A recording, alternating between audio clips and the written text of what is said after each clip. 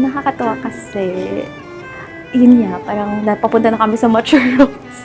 Kung dati, parang ano lang kami, dating, ganyan. She's more than what I prayed for. Parang I am praying for someone. But then, ayan, dumating siya na she's more than what I prayed for talaga.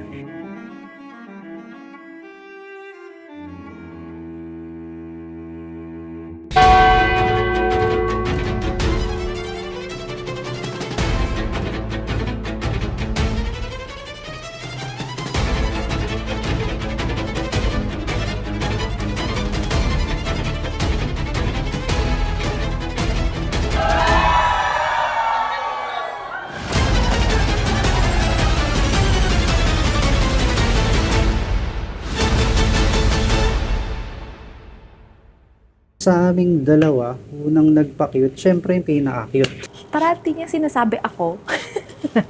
Ako syempre. Nagsimula ang lahat sa pag-message siya sa akin sa Facebook. In-invite ko siya sa ministry, gano'n. Buti na lang, nung time na yon, parang nag-reply ako kasi alam ng mga friends ko na hindi ako magaling mag-reply. Parang there's something with her na hindi ko maalis yung mata ko. I ask her name, tapos ayun. Pero ewan ko, parang at that time, nag-open up ako and yun, the rest is history. Gusto namin, dalawa lang sana kami. Punta kami somewhere or punta kami abroad. And then, dun namin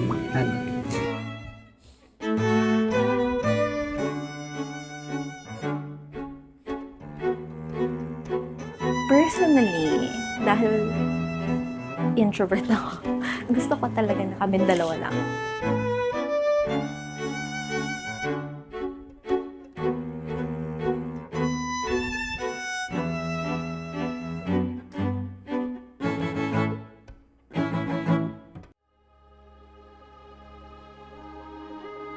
Dearest Raisa, as I stand here today, my heart overflows with gratitude for the selfless love you poured into every aspect of our lives.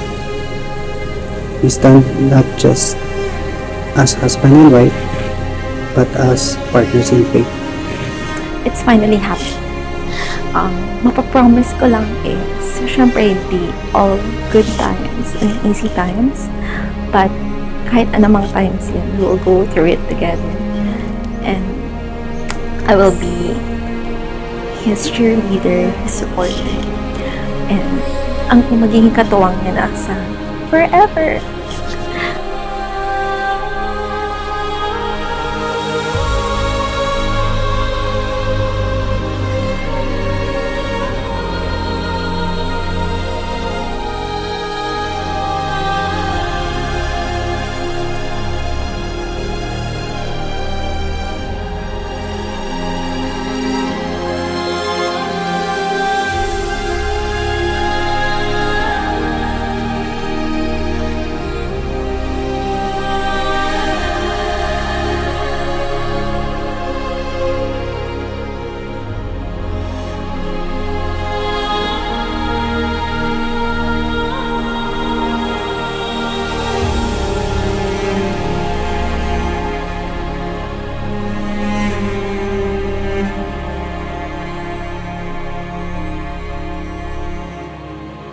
A great, happy, and lasting marriage doesn't happen because of the love you have in the beginning, but how will you build that love until the end. You are my greatest blessing, my confidant, and my eternal love.